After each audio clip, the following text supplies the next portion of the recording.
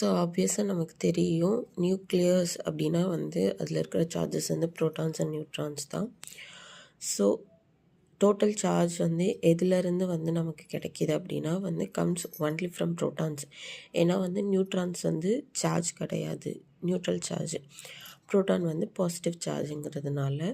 So நியூக்ளியஸோட charge வந்து எப்படி mention பண்ணுறாங்க அப்படின்னா வந்து +ZT. இதில் வந்து Z வந்து நம்பர் ஆஃப் ப்ரோட்டான்ஸ், E வந்து எலிமெண்ட்ரி சார்ஜ்.